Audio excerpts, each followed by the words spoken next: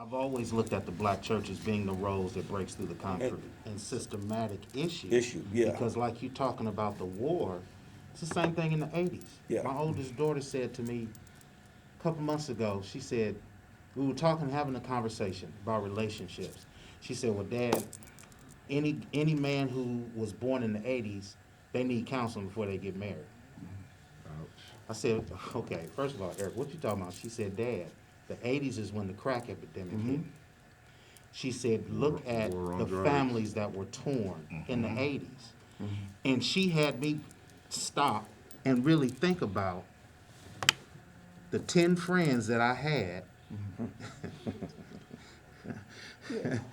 Most of us had fathers who were attacked by the crack epidemic, and that split the family. It came down to maybe only 10% or 20%. Myself and his brother-in-law is one of them. That our family, our parents stayed together. That our mothers and fathers were not infected with the crack epidemic. So that dissolved the family and pulled against the thread of the family as well. And now the church has to be involved with piecing this together reconciliation. to where now we've evolved to. I used to feel like Dr. Wood. No, you need a mother. Now, I'm not gonna say you just take anything, but if grandmama's coming with her grandkids, that's a family. Yeah. If the single mother, I married a single mother, she's coming with her 2 kids, that's a family. And so we have to look at it differently and work with what we got as the church, but always continuing to preach The standard, yeah. the standard. Yeah, it's, I think also we need Okay. an affirmative action program, for lack of a better word, for men. I mean, our men are broken. They're cracked, incarcerated, and we have to have an intentional effort to go after black men. And I think to Islam, the Muslims' credit, they have done that. I'll never forget, I was speaking at a youth correction facility to a 16-year-old African-American male, and he said to me, when he got out, where were you all? The Muslims was there, but nobody from my church Wow. came. And so I have a natural, he wanted to gravitate towards Islam because they were there when he was incarcerated. Right. And where did they get him from? Yeah. Where did they actually reach out to him?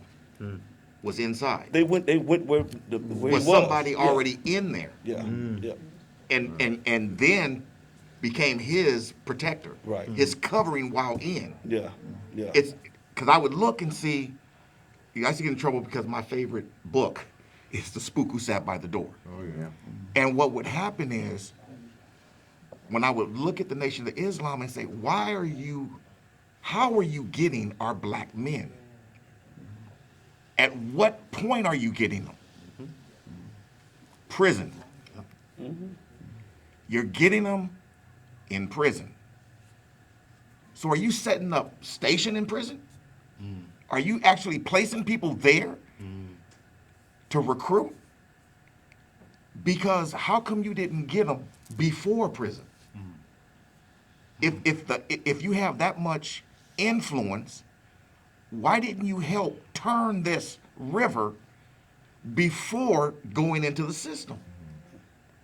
If you really cared. But instead you waited until they got in the system and had an appearance of being lost and said, here we are. We're a family, we got you. Assalamu alaikum and wa alaikum salam. And now you're teaching the home values that before prison they didn't want to accept. Let me circle that back around now with that kind of context and backdrop. Where would you rank the black church today as a trusted voice in social justice, racial reconciliation, and in black equity? How do you define black church? Good question. How do you define a black church? The black church, the historically black church. How do you define I it? think just listening to the differences between the National Baptist Convention at a very critical point, sheds light on the fact that we had to be careful not to presume that we're a monolith. Right. Right? And so, you know, a giant metropolitan megachurch is going to have one set of concerns, and a smaller multicultural church is going to have you know what I mean, even with black leadership. And so I think it gets challenging to understand how to, if we started off by saying we're in a time shell and we're preoccupied with the 60s, now how do we effectively even talk about what is a trusted voice? Every single concept that comes up has a nuance. And I think by failing to properly articulate, what does it mean when we say black church? What does it mean when we say a trusted voice? To whom? And we, You know? Well, one of the things that I keep reading is that the church had, the starting of God's group was a people to unite in God, unite in serving God, unite on one accord. We talk a lot in the church about material and earthly things, and we have drifted away from the spirituality that is supposed to unite us and pull us in all occasions. Because we're going to have challenges, but the spirituality is what keeps us connected and keeps us moving forward. And as we read the scripture every Sunday to people, and we see about the wars they fought and the breaking and the unification and how they were reunified, coming back together, but it doesn't seem to play out in our daily practice. And do either we believe what's written in the scripture, or it's just a good book. and I think that's important.